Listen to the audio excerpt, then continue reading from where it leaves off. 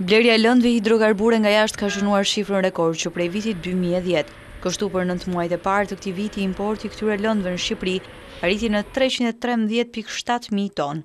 Sipas Drejtorisë së Përgjithshme të Doganave, blerja e naftës në tregun ndërkombëtar ka qenë gjithnjë në rritje. Një nga arsyet që ka ndikuar në shtimin e konsumit karburanteve është edhe numri në rritje i mjeteve të përdorura.